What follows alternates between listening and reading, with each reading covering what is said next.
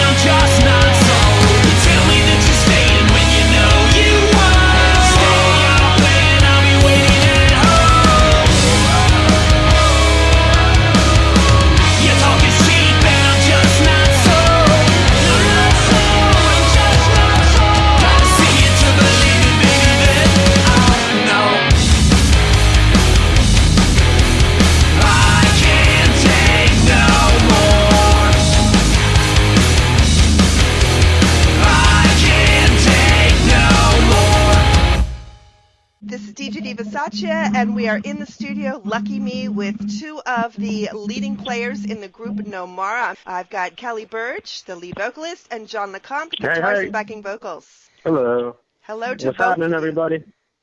We are just delighted to have you this evening on the show, and let's talk about the band. NoMara was initially, I understand, a kind of a just-for-fun studio project the two of you put together. When exactly did that first meeting up take place? You know, I'm terrible. This is Kelly. I'm really terrible with dates, but I think it had to be around like 2007, 2008. Does that sound right, John?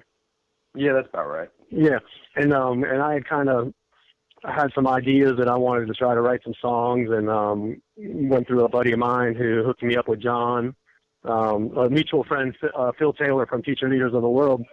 And he was working with John on their project for the Machina record that they were doing, the band that they have between those guys. And they put us together, and we just probably spent a good year and a half. You know, John put the music together really quick, and then I pretty much just ran with it with the vocals, and you know, ended up turning out a lot better than I thought it did. And we tried to go out. I put a band together, and we tried to go out and play a few shows just to give it some legs. And we never really found kind of the right chemistry with the band to support it. So I kind of put the kibosh on it, and then went back in the studio over the past few years with John. And then the second record, we kind of took a lot more serious. And and I think it's the first record was, I like to think of it as a demo, if anything, just kind of getting going. And the second one is kind of probably truly the real birth of NoMara, is this record that we have coming out now.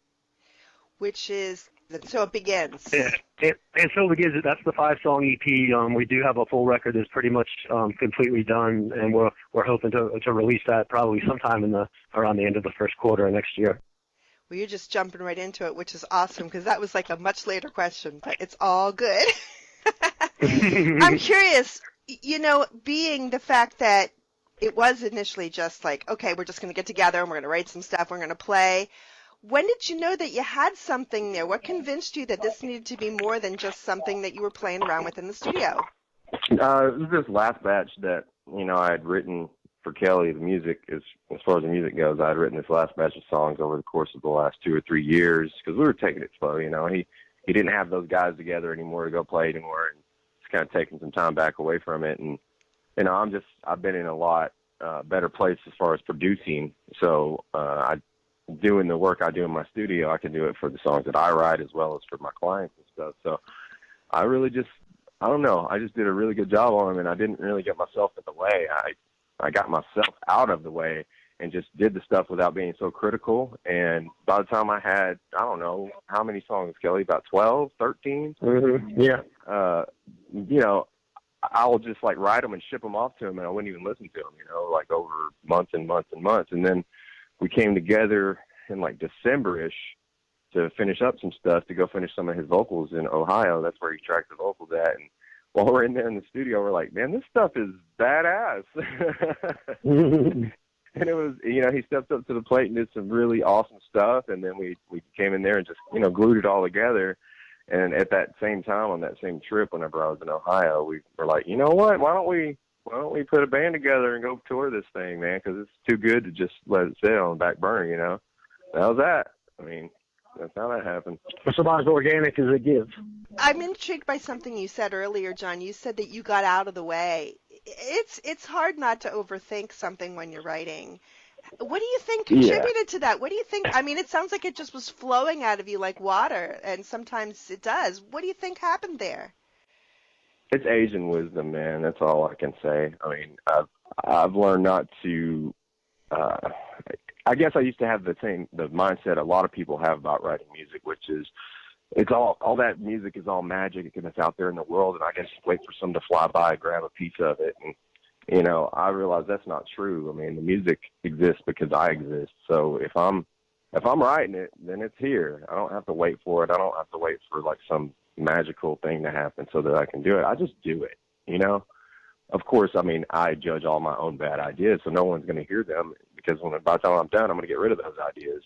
But I don't sit and just wait for something good to happen. It's just something I do now. It's how I am as a writer. The name that you guys chose for the project, NoMara, has a deeply spiritual connotation. It sounds imposing, and Mara literally is the Buddhist lord of sin and destruction, the evil within. And I'm very intrigued by this. Are you guys really spiritual? Are you into Buddhism yourselves?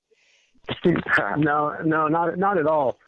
To be honest, there was a song on the very first record that was never released. I ended up writing another version to it, and it came out as a different track. But there was a track called Not Mara, and the whole first record was basically, I mean, it sounds kind of corny, but it was basically the whole record is about a relationship, coming out of a relationship, and from the first track to the last is kind of the first track was called Bounce Back, our last call. And so it was like, here, this is the last call that I'm ever going to make to you, and then, and that's it. And then the second track was Bounce Back, where it's like, okay, now it's time to get back up on my feet. And all 12 songs are sequential order on all the different steps that I went through in this relationship process. All right?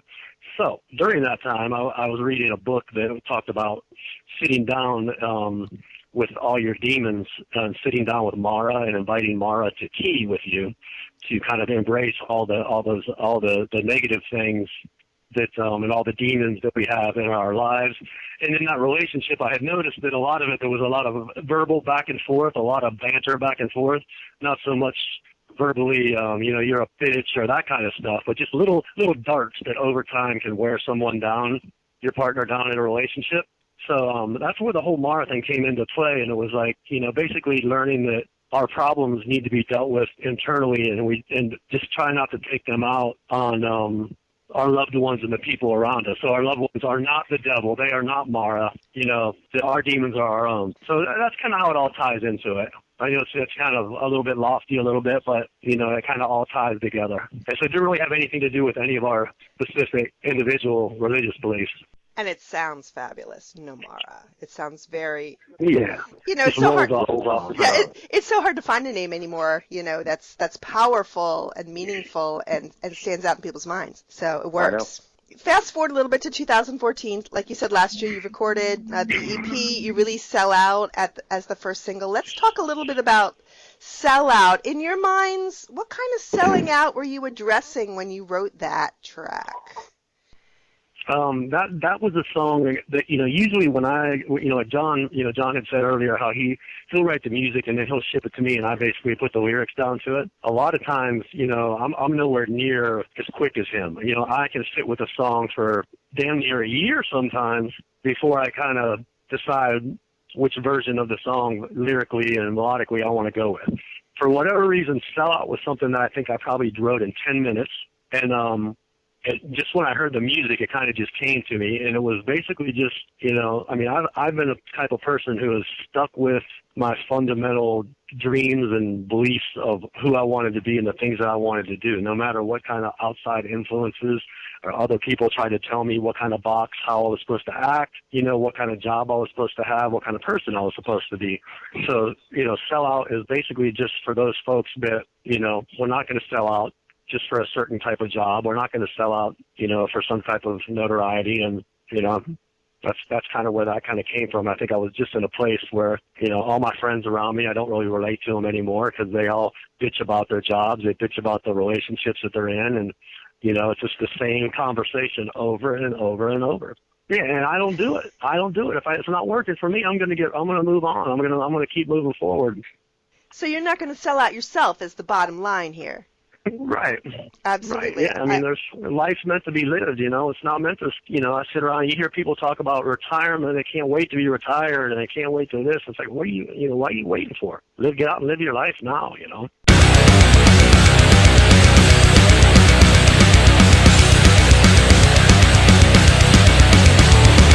Fortunes have come for some that I know.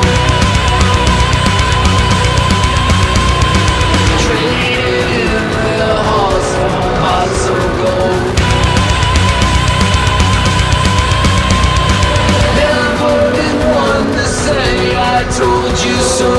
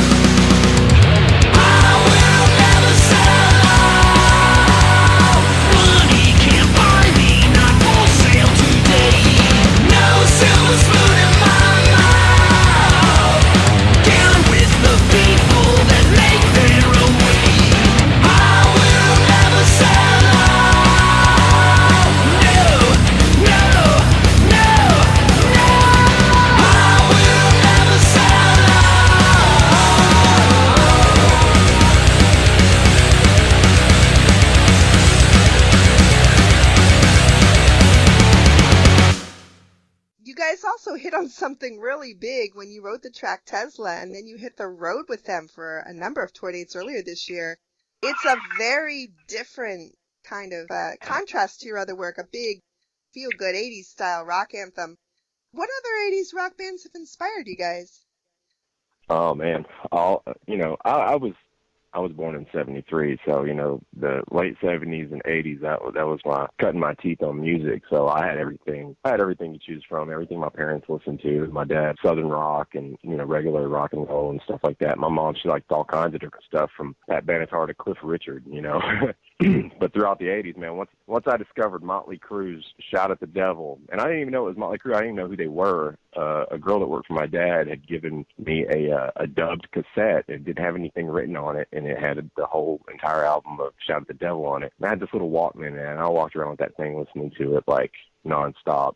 That is probably the second most transcendent musical moment in my life, as far as knowing what I want to do, or not be like a rock star or anything, but knowing I wanted to play music, And then I stuck with all the dark stuff. I was all into like Slayer and all that stuff. I mean, I did like the hair metal stuff, but when they started getting real like pink spandexy and all that, I got out of it, But bands like Tesla, that was a really cool thing about Tesla, was you couldn't pigeonhole who they were. They just looked like some regular dudes that just got off of work. They didn't try to do the whole glam, big hair thing and all that crap. They just rock and rollers, man. Yeah, I was inspired by all of it until it got real, like, cheesy, I hear you. I remember those days, too. And, yeah, Tesla didn't sell out. They were who they were. So, again, Right. That authenticity, which is so important. You guys, it's something interesting I read, speaking of big, you were big when you wrote the track Tesla, and you're big in Japan, like Alphaville. You sold out in Japanese record stores, your EP did, in 3 weeks. How unexpected was that? Oh man, it's so cool. I love Japan. They've always been good to me in everything that I've done. After I left Evanescence and stuff, I've always constantly been supported by the Japanese fans. I mean, I played 2 tours there since my departure from Evanescence with other bands, and they're always just so supportive. So anything I'm involved in, they're interested in. So we turned it on to them, and we have some contacts over there. And Hiroshi Arashima, I think is his name. He has a magazine and a kind of a record label type thing called Grindhouse, and he also works with Tower Records. And people probably don't even know much about Tower Records around here anymore because they're all closed in the United States, but they still have them there. And Japanese people like to buy music. They like to have physical copies of music in their hand, like human beings should. And Amen, so they support us like crazy. Amen, brother. Yeah, I know, right? I remember going to Tower Records in New York City and feeling like the kid in the candy store and just grabbing and grabbing and grabbing. And so I'm glad to hear that somebody still gets that. I took a really crazy picture when I was in New York of that Tower Records whenever it shut down. And it was all like, there was like a homeless dude sleeping in the doorway. And it was all just decrepit and old looking. It looked like something from, like the 40s or something, but it had just closed, and this picture just captured exactly the moment of what the industry is. This is one of the most booming, awesome things that, we've ever had. And now it's all sold out, and they got like boards in the window and homeless people sleeping around. It's like, man, what's going on, Big sigh for me on that one, because, yeah, it's been really hard for all of us to see. Just curious, this is a total aside, since you're really familiar with Japanese things and culture and whatnot. Do you listen to baby metal? I saw something. It was like these 2 little girls dancing around with this crazy metal music going on. Is that their name? That's the name of the band. It is. It's very intriguing. I mean, I don't. Japanese singers, man, it's always like, nya, nya, nya. It's really loud and high pitched, and like, that drives me kind of crazy. But they're so willing to try anything, and they're innovative. And where it's maybe not my cup of tea, it's like, okay, you can see where they decided, hey, we want to do something really, really different. And then what they do, they put these 2 crazy looking little anime doll looking girls up there dancing around singing with these dudes doing like black metal hair twirling and stuff with the craziest freaking technical music you've ever heard. I definitely appreciate that. I appreciate all that kind of stuff. See, that's kind of my feeling too. I don't really get it. I don't really love it, but I appreciate their, like you said, their willingness to try something new, to take these little girls and the singing and dancing and all of the performance aspect and back it up with guys with serious chops. who I can respect for their musicians. That's the landscape that we live in, musicians. though. I mean, all across the planet is. You can't just do the status quo anymore. You've got to add something to it. You've got to do something special, or else nobody's really going to give a crap. You got to keep moving forward. You can't keep saying, okay, you can't keep writing the same song. And yeah, that's exactly my feeling on it too. So in less than 10 days, you guys are heading out for some U.S. tour dates. And John, you've toured with a bunch of different acts. How is doing a NoMara show different for you, or isn't it different? I wouldn't say it's different at all. It's just a pleasure to do. I mean, I love playing concerts with my friends, no matter what the size is. Yeah, I like big ones, I like little ones. It's we drive to a state, and we get out, we load in, we sound check and hang out, and then we get to play music with each other. That's the way it's always been. I mean, I've played in front of quite a few people on a few concerts in my life, and I equate the ones that I've done there in front of 150,000 people with the ones that I do with NoMara in front of 100 people or 300 people. Yeah, it's just as fun. It's just as awesome because I get to play music for a living. I mean, who can complain about that? Nobody should be complaining about that, and I'm always so glad to hear bands say that. That's always been my experience across the board, that a real musician, they could care less if there's one guy in the room or 10,000. It's a show. I'm with my buddies. We're bringing you what we love and what we've worked so hard to create. Kelly, I've read about the other recording you mentioned earlier, that there's another recording in the works. Can you talk a little bit about that? As far as the new record? Yes. Yeah, it's there's probably going to be 12 or 13 songs on there, and they're all going to be, one of the really cool things about writing songs with John is we never seem to get stuck sounding the same. Every song's great, and none of them start to sound alike. So, I don't know how much of that EP that you've listened to, but I mean, for the most part, all those songs on there are pretty strong, and all of them could probably, have a run at radio. And, we think that this whole record coming out, any one of the songs could probably come out and, and do really well. So we're really looking forward to it. And, I know just being a music critic fan myself with record and music that's out there in our genre, I think ours is going to be one of the top records of the year. Assuming everybody gets a chance to hear it. I don't know if everyone's going to get to hear it because, it depends what the powers that be and, trying to get radio stations to play things and all that kind of deal. But, for the most part, I'm going to be extremely proud to release that thing and get it out there. Yeah, and having written the songs, what you're saying is every song is a little different, but they're all cohesive. There are no redheaded stepchildren on this record, and that goes back to me getting out of my own way. I didn't say, okay, well, what song do I need to write now because the last one was like this or vice versa. It was just every song I wrote musically was I just put everything I could into that one. I want to write the best song in the world right now. And then I get done with that one, I ship it off to him, and then, we do another one. And, this one's going to be the best one ever. So, like I said, at the end of it, whenever we were, listening to all the songs, and we got, holy crap. I mean, there's, one that I had written early on, and, man, I had written it, I sent it to him, and it had been maybe a year and a half, 2 years that I'd even heard it, because I hadn't listened to it. I never go back and listen to it, And he sends it back to me with a vocal melody on it and stuff, and I hadn't talked to Kelly in a couple of months. I didn't really know what was going on. We weren't really, trying to do anything at that point. And he sends this song back to me, and I listened to it in my car, and I got pissed off. I was like, man, who's he playing with? Because that song is awesome. And it had this really good solo on it, and just the whole structure of the song was perfect. And I was like, and I called him. I was like, dude, who's writing songs for you? He goes, you wrote that, man. you wrote that and you recorded that. I was like, oh, okay. Okay, cool. I'll look forward to hearing it. What else can you tell me about what's coming up for the band? Anything else we need to know about? Any great information? Well, I think that we just last week entered into an agreement, a partnership with Ron 2 Records. It's a record label that has. Are you familiar with Artifice? Yes.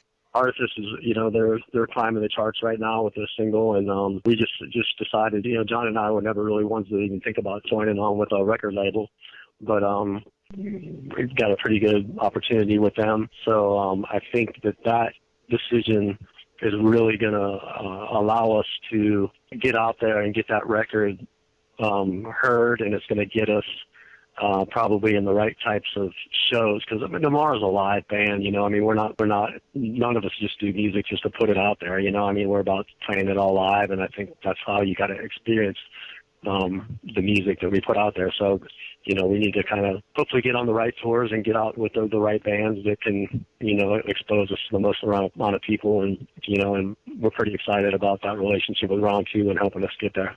Fantastic. And I remember reading, too, that you have a bunch of videos out for the current EP. I think there's like 3 of the tracks that have a video. Yeah, 3 of the 5. So, and at least one of them, I know Tesla's was recorded of you playing it live, which I've watched a couple of times. Any more videos in the works? I think there may be one. The next one, there's on the Use Your Love is one of the songs that's on that EP. We're in the process of talking about putting a video together for that. There was so much kind of going on right now that we kind of had to take a step back and, you know, manage everyone's time, because we're all tied. We're all involved in a bunch of other things. So it's really hard to, at least John and I are you know, we're both professionals in our own way, and we kind of have a lot of other things going on. So right now it's just a matter of prioritizing and you know, trying to do what's right next. Exactly. Nobody does one thing anymore. Everybody has their hands in 6 different things. But again, that's, like you said, living your life. You've got to get out there and you've got to experience everything that fascinates you and bring it back to your music as well.